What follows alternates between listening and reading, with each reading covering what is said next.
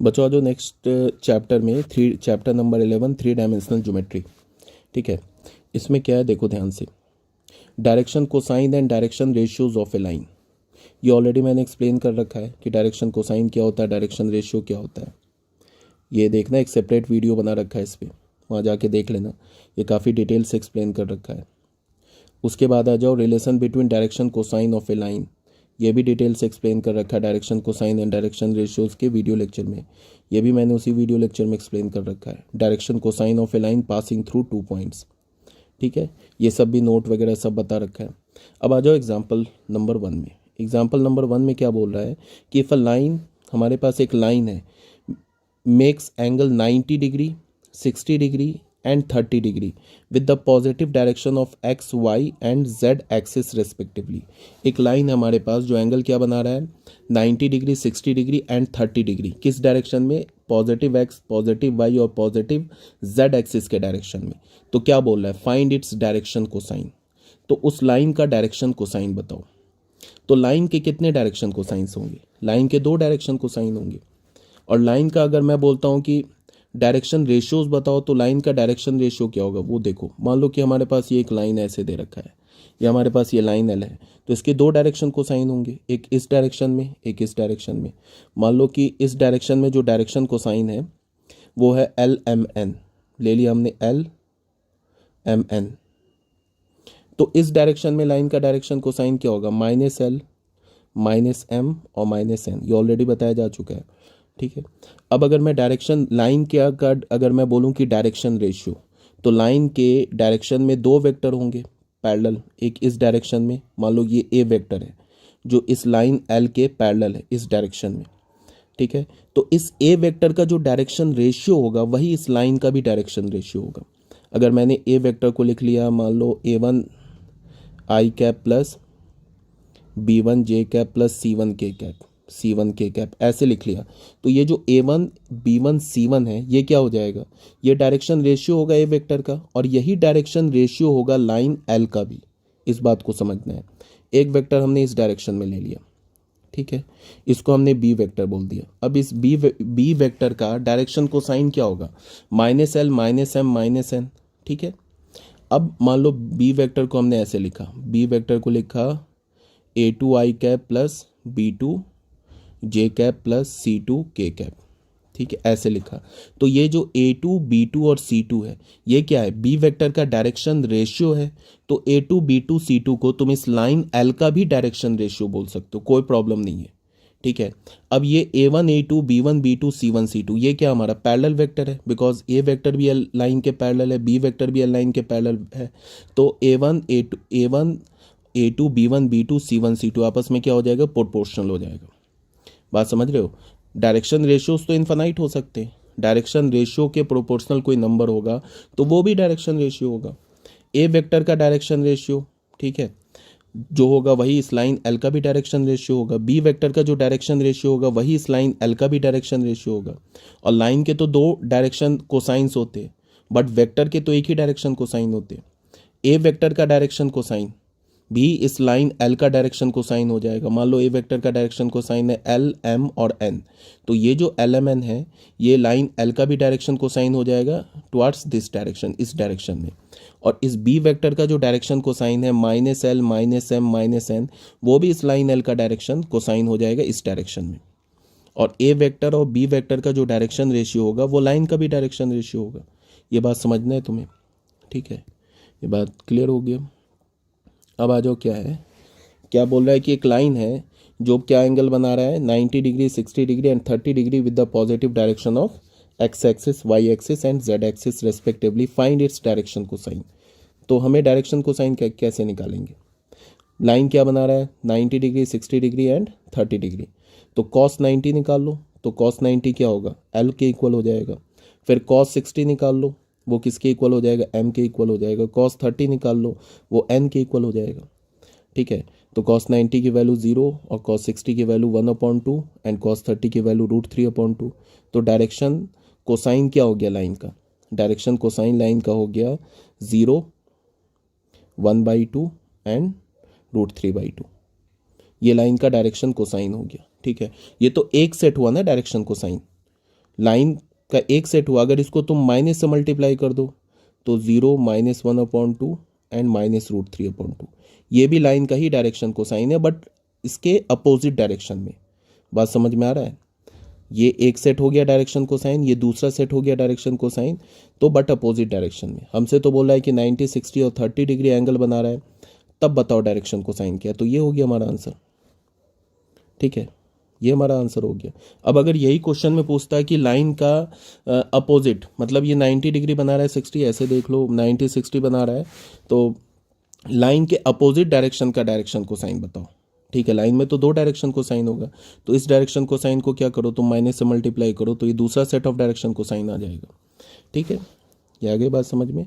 Example number 2 देखो, if A line has direction ratios, अगर line का डायरेक्शन रेशियो क्या दे रखा है, 2, -1, -2, determine its direction cosines. Line का डायरेक्शन रेशियो दे रखा है, मतलब उस लाइन के डायरेक्शन में जो पैरेलल वेक्टर है उसका डायरेक्शन रेशियो दे रखा है।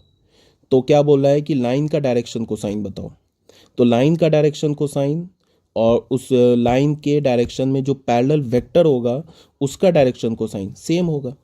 अब याद करो कि वेक्टर का मैंने क्या बोला था कि डायरेक्शन कोसाइन कैसे निकालते हैं। हमारे पास एग्जाम्पल नंबर 2 देखो, एग्जाम्पल 2 देखो, इसमें मैंने क्या बोला था, इसमें मैंने बोला था कि मान लो कि हमारे पास ये डायरेक्शन रेशियो क्या दे रखा है, 2, -1 एंड -2, तो ऐसे लिख सकते हो vector parallel to the line, या फिर ले लो ऐसे, लेट मान लो, एज्यूम कर लो, let the vector parallel to the line, to the line be a vector. और ए वेक्टर को हमने क्या बोल दिया, 2i cap minus j cap and plus -2k cap, ये हमने वेक्टर बोल दिया। ठीक है, अब देखो ध्यान से, ये जो वेक्टर हो गया इसका डायरेक्शन रेशियो क्या मिला हमें, इस वेक्टर का डायरेक्शन रेशियो हमें क्या मिला, यहाँ पे दे रखा है ना 2, -1, -2, तो यहाँ पे हमने ले लिया डायरेक्शन रेशियो 2, -1, -2, तो ये हमारा वेक्टर हो गया। ये वेक्टर जो है ना, ये वेक्टर, ये कौन सा वेक्टर है, लाइन के डायरेक्शन में पैरेलल वेक्टर है, इसको समझना है। ये जो वेक्टर है ये लाइन के डायरेक्शन में पैरेलल वेक्टर है। अब इस वेक्टर का जो डायरेक्शन कोसाइन होगा वही लाइन का भी डायरेक्शन कोसाइन होगा, जिस डायरेक्शन में लाइन, ये वेक्टर लाइन के पैरेलल है।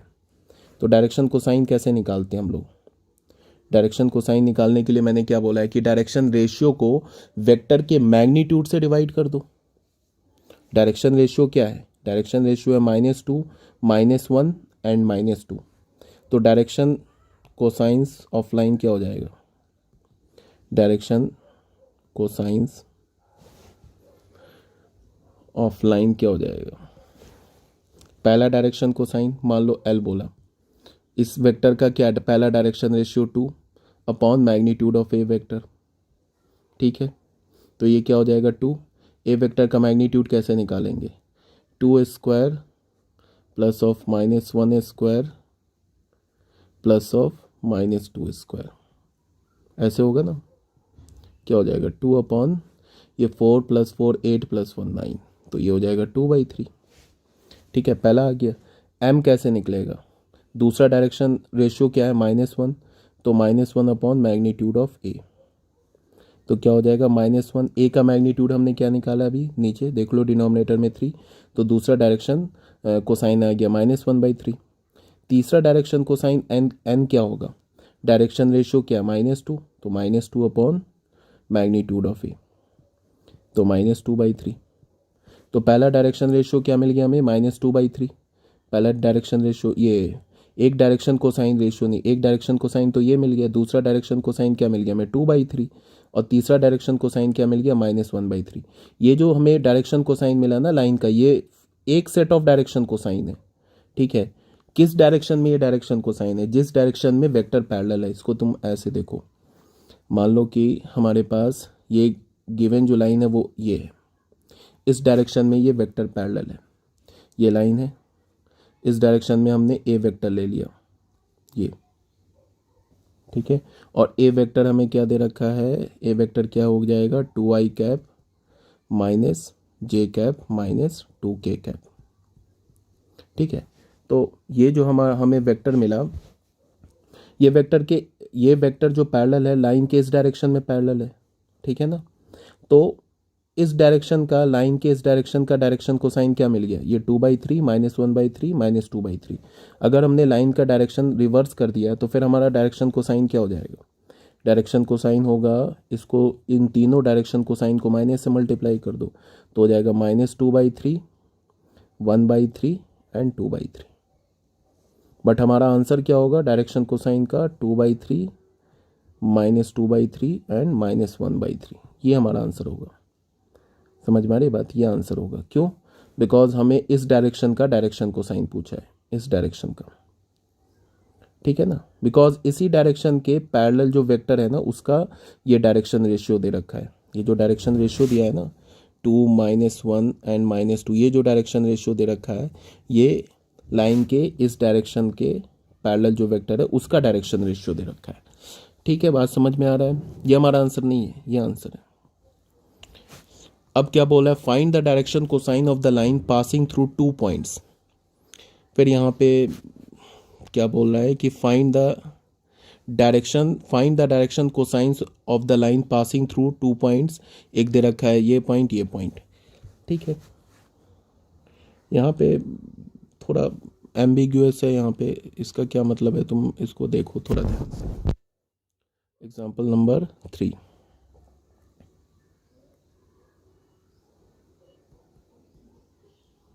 दो पॉइंट दे रखा है। एक पॉइंट मान लो P दे रखा है हमारे पास -2, -4, -5 एंड एक Q पॉइंट दे रखा है। Q पॉइंट क्या दे रखा है 1, 2, 3। क्वेश्चन में क्या बोल रहा है, find the direction cosine of the line, find the direction cosine of the line passing through the point, cosine of the line passing through the 2 point, ये 2 पॉइंट से पास करने वाला। तो लाइन का दे रखा है डायरेक्शन कोसाइन, तो लाइन के कितने डायरेक्शन कोसाइन होंगे, 2 डायरेक्शन कोसाइन होंगे। मान लो कि ऐसे करके ये लाइन है। ठीक है, ये पॉइंट लाइन पे एक P पॉइंट हमारे पास लाइन पे -2, -4, -5। ठीक है, एक पॉइंट Q है, ये क्या हमारा 1, 2, 3। तो लाइन का तो एक डायरेक्शन कोसाइन इधर होगा, एक डायरेक्शन कोसाइन इधर होगा। ठीक है, एक डायरेक्शन कोसाइन लाइन के इस डायरेक्शन में होगा और दूसरा डायरेक्शन कोसाइन लाइन के इस डायरेक्शन में होगा। अगर हमने PQ वेक्टर लिया ऐसे करके लिया, PQ वेक्टर लिया तो PQ वेक्टर का ये डायरेक्शन होगा, तो PQ वेक्टर का जो डायरेक्शन कोसाइन होगा वही इस लाइन L का भी, ये लाइन मान लो L है, ये लाइन हमने L लिया, तो ये जो PQ वेक्टर का जो डायरेक्शन कोसाइन होगा वही इस लाइन L का भी डायरेक्शन कोसाइन हो जाएगा। फिर अगर हमने QP वेक्टर लिया तो QP वेक्टर का जो डायरेक्शन कोसाइन होगा वो भी इस लाइन L का डायरेक्शन कोसाइन होगा, बट इस डायरेक्शन में होगा। तो हम लोग क्या करते हैं, किसी भी एक वेक्टर का या तो PQ वेक्टर का डायरेक्शन कोसाइन निकाल ले, ठीक है, उसको माइनस से मल्टीप्लाई करेंगे तो फिर QP वेक्टर का डायरेक्शन कोसाइन आ जाएगा, तो फिर लाइन के दोनों डायरेक्शन कोसाइन आ जाएंगे। आ रही बात समझ में। तो पहले करना क्या होगा, हमें PQ वेक्टर लिखना होगा। तो पहले मान लो कि हमने PQ वेक्टर लिखा, तो PQ वेक्टर क्या होगा, ये ऐसे होगा ना, position vector of point Q minus position vector of point P। Q point का position vector minus P point का पोजीशन वेक्टर, तो PQ वेक्टर क्या होगा। Q पॉइंट का पोजीशन वेक्टर कैसे लिखेंगे, 1, 2 और 3 में क्या करेंगे, I cap J cap K cap multiply करके ऐड कर देंगे, तो ये क्या हो जाएगा I cap plus 2J cap plus 3K cap minus Q point का पोजीशन, ये P पॉइंट का पोजीशन वेक्टर कैसे लिखेंगे, -2, 4 एंड -5 में I कैप J कैप और K कैप मल्टीप्लाई करके ऐड कर देंगे, तो ये क्या हो जाएगा -2I cap plus 4J cap -5K cap, ऐसे हो गया। तो PQ का पोजीशन वेक्टर क्या मिलेगा, I कैप, यहाँ पे +2I कैप क्या हो जाएगा, पोजीशन वेक्टर नहीं, PQ वेक्टर कैसे मिलेगा, ये I कैप हो गया, ये +2I कैप तो हो गया 3I कैप, यहाँ से ये 2J कैप -4J कैप, तो क्या मिलेगा -2J कैप, और यहाँ से 3K कैप और यहाँ से +5K कैप मिलके क्या हो जाएगा 8K कैप। तो ये हमारा PQ वेक्टर हो गया। ठीक है, अब पी क्यू वेक्टर का हमने मैग्नीट्यूड निकाला, पी क्यू वेक्टर का एक बार मैग्नीट्यूड निकालते तो क्या होगा, root under 3² plus -2² plus of 8², जो कि 1 के इक्वल नहीं है। इसका मतलब क्या है कि पी क्यू जो है ना हमारा एक यूनिट वेक्टर नहीं है। तो अगर ये पी क्यू यूनिट वेक्टर नहीं है, तो अगर मान लो कि पी क्यू वेक्टर का मैग्नीट्यूड 1 आ जाता, तो फिर क्या होता कि आई कैप, जे कैप और के कैप के साथ जो लिखा हुआ है ना, जो कंपोनेंट 3 - 2 8, फिर ये क्या हो जाता है, ये डायरेक्शन को साइन हो जाता है, डायरेक्ट डायरेक्शन को साइन हो जाता है। ये ऑलरेडी मैंने बता रखा है। बट यहाँ पे पी क्यू वेक्टर का मैग्नीट्यूड 1 नहीं मिला, इसका मतलब पी क्यू जो हमारा यूनिट वेक्टर नहीं है। अब डायरेक्शन को साइन पी क्यू वेक्टर का कैसे निकालोगे, एल कैसे निकालोगे, आई कैप का component 3 upon magnitude of p Q cap, P q vector, समझ रहे हो बात को। तो क्या हो जाएगा, 3 अपॉन पी क्यू वेक्टर का मैग्नीट्यूड क्या होगा, पी क्यू वेक्टर का मैग्नीट्यूड क्या होगा, रूट अंडर 8 है ना, ये क्या होगा, 9 + 4 + 64, क्या हो जाएगा, 13 + 64 रूट अंडर 77। ठीक है, तो रूट अंडर 77, तो ये तो हमें क्या मिल गया, कॉस अल्फ़ा मिल गया। कॉस अल्फ़ा का वैल्यू m निकालना है, तो m क्या होगा हमारे पास, -2 अपॉन पी क्यू वैक्टर का मैग्नीट्यूड, तो ये क्या हो जाएगा, -2 अपॉन रूट अंडर 77, तो ये रूट अंडर 77, रूट अंडर 77, ये किसका वैल्यू मिल गया, कॉस बीटा का वैल्यू मिल गया। और अगर हमें n निकालना, n क्या होगा, तीसरा के कंपोनेंट क्या 8, तो 8 upon magnitude of p q vector, तो क्या होगा 8 अपॉन रूट 77, ये हमें किसका मिल गया वैल्यू, कॉस गामा का वैल्यू मिल गया। समझ में आ रही बात। तो हमारा डायरेक्शन रेशियो क्या हो गया, एक तो हो गया 3 अपॉन रूट 77, दूसरा क्या हो गया -2 अपॉन रूट 77, और तीसरा क्या हो गया 8 अपॉन रूट 77। ये डायरेक्शन को साइन आ गया। ठीक है, अब ये डायरेक्शन को साइन ये लाइन के किस डायरेक्शन में आया, क्या लिया हमने, पी क्यू वेक्टर, इस डायरेक्शन में आया, इस डायरेक्शन में, मतलब इस डायरेक्शन का डायरेक्शन को साइन आया। अगर हमने लाइन का डायरेक्शन ये वाला लिया ना, तो फिर इसका डायरेक्शन को साइन हमें क्या मिल गया, ये मिल गया।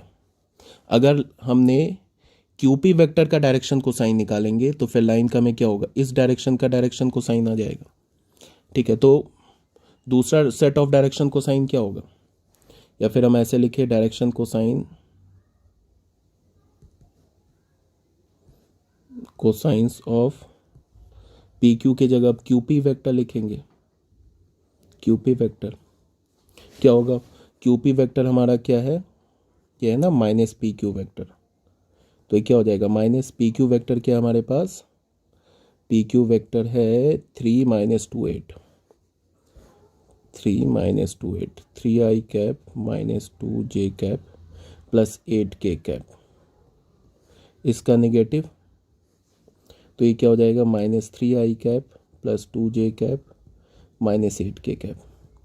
ठीक है, ये तो मैं ऐसे लिख रहा हूँ क्यूपी वेक्टर, बट उसको लिखने की भी जरूरत नहीं है, बस इसी को तीनों को माइनस से मल्टीप्लाई करो तो लाइन के दूसरे डायरेक्शन का डायरेक्शन को साइन आ जाएगा।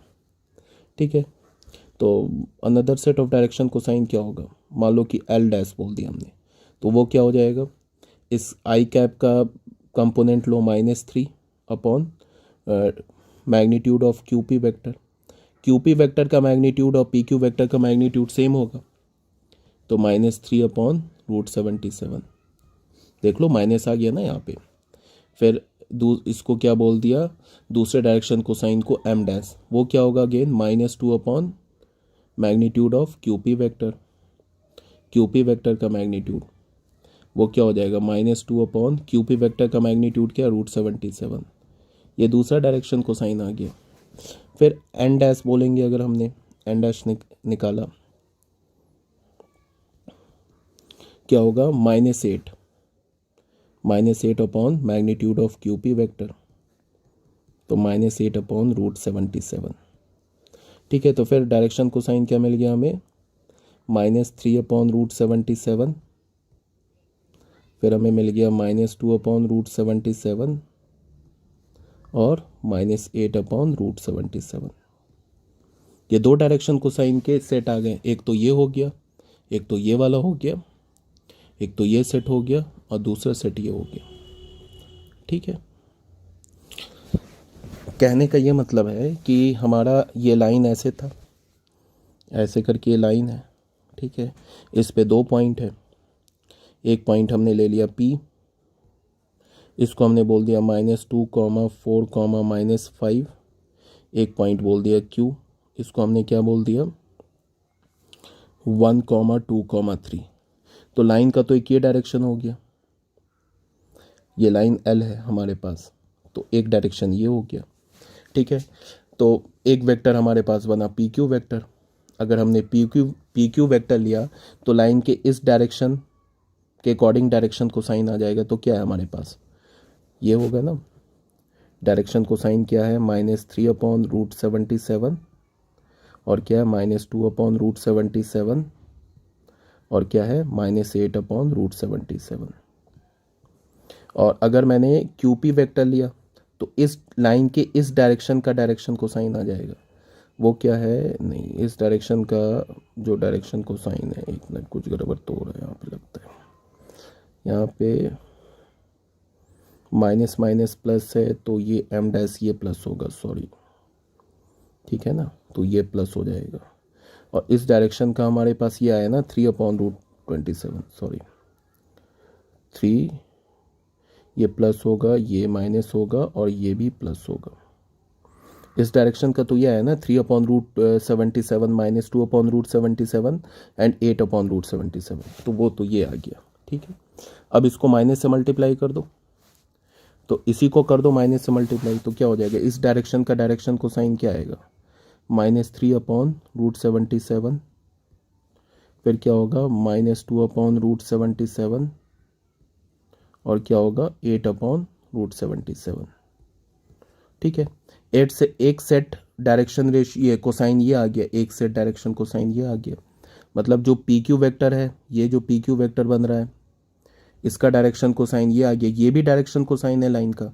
और जो QP वेक्टर बन रहा है उसका डायरेक्शन कोसाइन ये आ गया, ये भी डायरेक्शन कोसाइन है लाइन का। 2 डायरेक्शन कोसाइंस होते लाइन में। तो ठीक है, ये भी हो गया क्वेश्चन सॉल्व। अब आते हैं हम लोग नेक्स्ट क्वेश्चन में। नेक्स्ट क्वेश्चन में क्या बोल रहा है, ये हो गया हमारा, इसने एक ही सेट ऑफ डायरेक्शन कोसाइन निकाला है, बुक ने ना एक ही सेट, मतलब इस डायरेक्शन में ही सिर्फ डायरेक्शन कोसाइन निकाला है। अब एग्जाम्पल नंबर 4 में क्या बोल रहा है, एग्जाम्पल नंबर 4 में बोल रहा है find the direction cosines of x y and z axis. X axis, y axis और जेड एक्सिस का डायरेक्शन कोसाइन बताओ। ये ऑलरेडी मैंने बता रखा है। पॉजिटिव एक्स एक्सिस से एंगल क्या फॉर्म करेगा 0 डिग्री, तो कॉस ऑफ 0 क्या होगा 1। ठीक है, मतलब एल का वैल्यू क्या आ जाएगा, एल का वैल्यू हो जाएगा 1, एल का वैल्यू हो जाएगा 1। फिर पॉजिटिव वाई एक्सिस जो है, positive x axis, find the direction cosine of x y and z axis. तो पहले एक्स एक्सिस का हम डायरेक्शन कोसाइन निकालते हैं। ठीक है, चलो मैं ना इसको एक बार अच्छे से समझा देता हूँ, देखो ध्यान से, यहाँ पे इसको देखो ध्यान से। आ जाते हैं इसमें हम लोग एग्जाम्पल नंबर 4 में। एग्जाम्पल 4 में एक कोऑर्डिनेट प्लेन ले लेते हैं। यहाँ पे हमने क्या किया, एक कोऑर्डिनेट प्लेन लिया।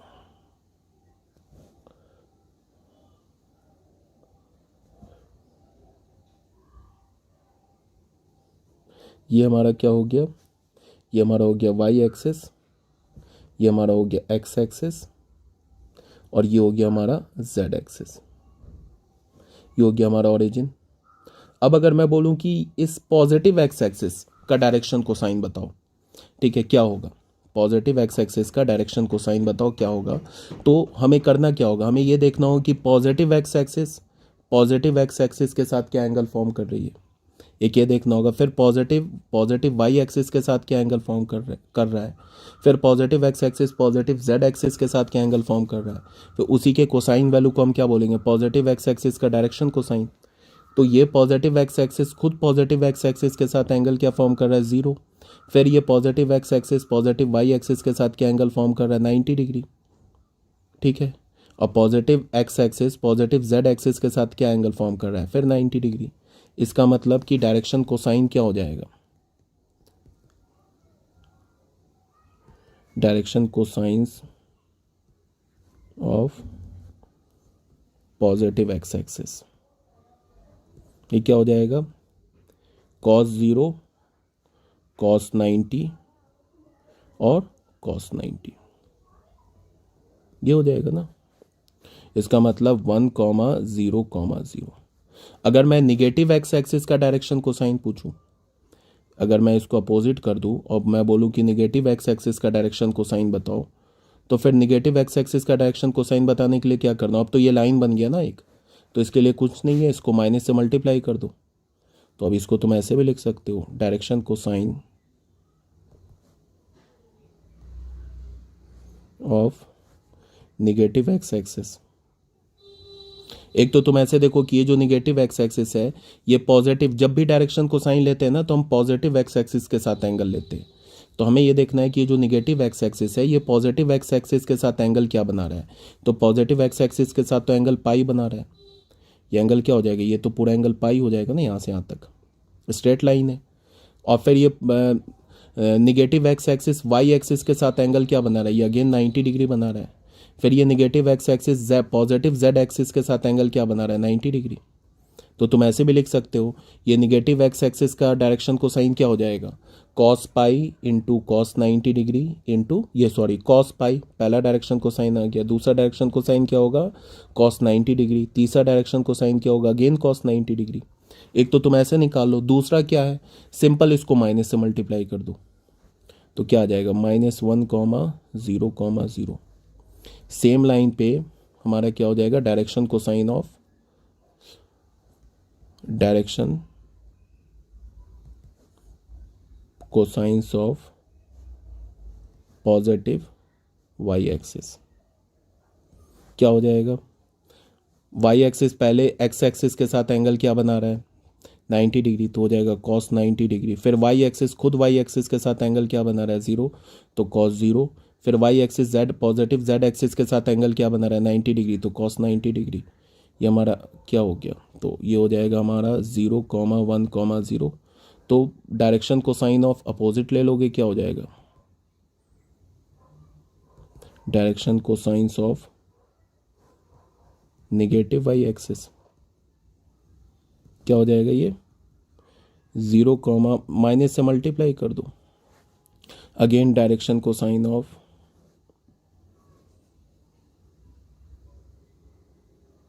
Direction cosines of positive z axis. सबसे पहले हमें देखना होगा कि जो पॉजिटिव जेड एक्सिस है वो पॉजिटिव एक्स एक्सिस के साथ एंगल क्या बना रहा है, 0, तो क्या हो जाएगा cos 0 एल का वैल्यू। फिर जो पॉजिटिव जेड एक्सिस है पॉजिटिव वाई एक्सिस के साथ एंगल क्या बना रहा है, सॉरी ये 0 नहीं होगा यार, क्या मैं लिख रहा हूँ, positive z axis positive x axis के साथ एंगल क्या बना रहा है, 90 डिग्री, तो cos 90 डिग्री पहला डायरेक्शन कोसाइन। फिर जो जेड एक्सिस है पॉजिटिव जेड एक्सिस, वो पॉजिटिव वाई एक्सिस के साथ एंगल क्या बना रहा है, अगेन 90 डिग्री, तो हो जाएगा cos 90 डिग्री। फिर जो पॉजिटिव जेड एक्सिस है वो खुद पॉजिटिव जेड एक्सिस के साथ एंगल क्या बना रहा है, 0, तो हो जाएगा cos 0। तो दूसरा set of direction cosine क्या आ गया, 0,0,1। ये तो पॉजिटिव जेड एक्सिस का डायरेक्शन को साइन आया। अब अगर तुम्हें लिखना है डायरेक्शन कोसाइंस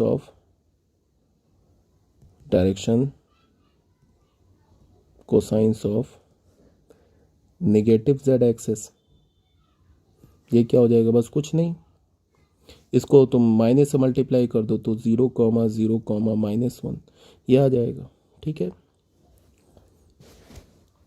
बट क्वेश्चन में क्या बोल रहा था, पॉजिटिव एक्स एक्सिस का, तो हमारा आंसर क्या हो जाएगा वो बता रहा हूँ। पॉजिटिव एक्स एक्सिस का डायरेक्शन कोसाइन, ये हो गया हमारा एक आंसर, ठीक है। फिर पॉजिटिव वाई एक्सिस का पूछ रहा है तो हमारा ये आंसर हो गया। फिर पॉजिटिव जेड एक्सिस का पूछ रहा है तो हमारा ये आंसर हो गया, ठीक है ना। तो ये हो गया हमारा, ये क्वेश्चन नंबर क्या हो गया, क्वेश्चन नंबर हमारा हो गया एग्जाम्पल नंबर 4। अब आ जाओ एग्जाम्पल नंबर 5 में।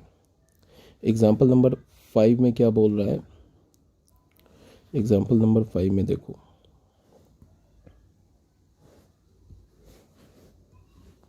एग्जाम्पल नंबर 5 में बोला है showed at the point A, ये हमारे पास एक पॉइंट दे रखा है, ये हमारे पास बी पॉइंट दे रखा है और ये हमारे पास सी पॉइंट दे रखा है, आर कोलिनियर। हमें क्या दिखाना है कि तीनों पॉइंट्स जो हमारे कोलिनियर है।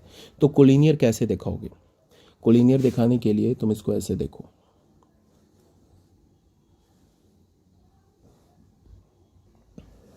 हमारे पास 3 पॉइंट्स दे रखा है। कौन कौन से पॉइंट्स दे रखा है? पहले पॉइंट ए पॉइंट के हमारे पास 2 3 एंड -4। बी पॉइंट हमारे पास क्या दे रखा है?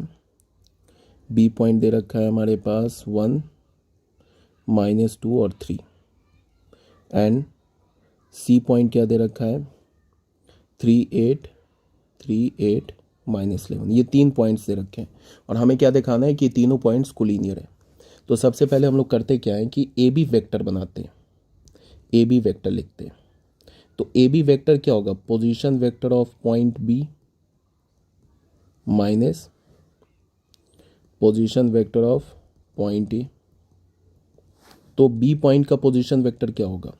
जो बी पॉइंट है ना, वन, इसके जो बी पॉइंट्स के कोऑर्डिनेट है उनको आई कैप जे कैप और के कैप से मल्टीप्लाई करके ऐड कर दो। तो क्या हो जाएगा? आई कैप -2 जे कैप प्लस 3 के cap minus position vector of point ए क्या होगा? इसको आई कैप जे कैप के कैप से मल्टीप्लाई करके ऐड कर दो। तो क्या हो जाएगा? 2 आई कैप प्लस 3 जे कैप -4 के कैप। ऐसे हो गया।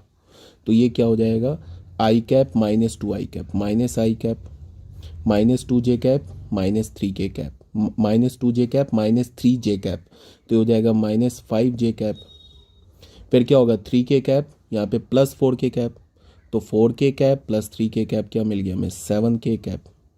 यह हमें तो ए बी वेक्टर मिल गया। ठीक है, अब हम लोग क्या करते हैं? बी सी वेक्टर निकालते हैं। बी सी वेक्टर क्या होगा? Position vector of point c minus position vector of point b. तो सी पॉइंट का पोजीशन वेक्टर, तो सी पॉइंट का पोजीशन वेक्टर हम कैसे लिखेंगे? सी पॉइंट के कोऑर्डिनेट को आई कैप जे कैप और के कैप के साथ मल्टीप्लाई करके क्या करेंगे? ऐड कर देंगे। तो क्या होगा? ये 3 आई कैप प्लस 8 जे कैप -11 के कैप। ये सी पॉइंट का पोजीशन वेक्टर आ गया। माइनस फिर क्या करेंगे? बी पॉइंट का पोजीशन वेक्टर क्या हो जाएगा? आई कैप -2 जे कैप प्लस 3 के कैप। अब ये क्या हो जाएगा? 3 आई कैप माइनस आई कैप 2 आई कैप, 8 जे कैप प्लस 2 जे कैप क्या हो जाएगा? ये 10 जे कैप -11 के कैप और -3 के कैप। तो ये क्या हो जाएगा? -13 के कैप। ऐसे हो गया। ये हमारा क्या हो गया? बी सी वेक्टर हो गया। ठीक है, अब यहाँ तक तो क्लियर है? नहीं, यहाँ पे बच्चों ना -13 नहीं होगा, ये थोड़ा यहाँ पे क्या? -11 के कैप -3 के कैप -14 के कैप। ठीक है, अब तुम क्या करो कि इससे तुम -2 कॉमन निकाल लो। इससे ना तुम -2 कॉमन निकाल लो। तो ये क्या होगा? -आई कैप -5 जे कैप एंड +7 के कैप। ऐसे हो जाएगा। अब ध्यान दो, ये क्या हमारा? ये तो ए बी वेक्टर है, देख लो ये ए बी वेक्टर के इक्वल है। तो इसको तुम क्या लिख सकते हो? -2 इंटू ए बी वेक्टर, ऐसे लिख सकते हो। तो हमें फाइनल क्या मिल गया? बी सी वेक्टर क्या मिल गया? बी सी वेक्टर को हमने लिख लिया -2 इंटू ए बी वेक्टर। ठीक है, ये किसका काम कर रहा है? लैम्डा का काम कर रहा है। हमें पता है ना कि अगर ए वेक्टर को हमने लैम्डा बी वेक्टर लिखा और अगर हमने बी वेक्टर को लिख दिया लैम्डा ए वेक्टर, तो यहाँ से हमें क्या पता चलता है? चाहे ऐसा मिल जाए या ऐसा मिल जाए, क्या मिल पता चलता है? A and b vector are parallel vector. ये क्या होता है? पैरेलल वेक्टर्स होते हैं। पैरेलल बोलो या कोलिनियर बोलो, एक ही बात है। पैरेलल वेक्टर खुद ही कोलिनियर होता है। ठीक है, ये हमारा क्या हो जाएगा? Parallel vector. A and b are parallel vectors, parallel vectors. ठीक है, या हम ऐसे भी लिख सकते हैं ए बी वेक्टर को ना, ऐसे भी लिख सकते हैं -1/2 इंटू बी सी वेक्टर। बात वही है। ए और बी वेक्टर क्या हो जाएगा? हमारा पैरेलल वेक्टर हो जाएगा। अब ए और बी वेक्टर तो पैरेलल हो गया, इसमें तो कोई प्रॉब्लम नहीं है। सॉरी, ए और बी नहीं, a b vector and b c vector parallel हो गया। बट ये जो बी है ना, दोनों पे कॉमन पॉइंट है। तुम ऐसे देखो, ए बी वेक्टर जो है हमारा, ये ए मान लिया इसको और ये हमने मान लिया बी, ये 2 पॉइंट तो फिक्स है। ए बी वेक्टर पैरेलल किसके हो गया, बी सी वेक्टर के। तो क्या बी ऐसे हो जाएगा, बी ऐसे तो नहीं होगा ना, तब ये पॉइंट तो फिक्स है ना हमारा। तो बी अगर दोनों पे कॉमन पॉइंट है तो बी यहीं से स्टार्ट होगा, और पैरेलल है तो ऐसे ही होगा ना, ये सी वेक्टर। तो ये हो गया हमारा ए बी वेक्टर और ये हो गया हमारा बी सी वेक्टर, दोनों एक दूसरे के पैरेलल है। इसका मतलब कि point A, point B and point c आपस में क्या हो जाएगा, ये पॉइंट सी है तो ये तीनों पॉइंट कोलिनियर है। बात समझ में आ रही है? क्या मैंने बोला कि ए बी वेक्टर और बी सी वेक्टर आपस में पैरेलल है, ठीक है, और बी दोनों पे कॉमन पॉइंट है। तो इसका मतलब क्या है कि point A, point B and point C क्या हो जाएगा, कोलिनियर पॉइंट्स हो जाएंगे, ठीक है ना।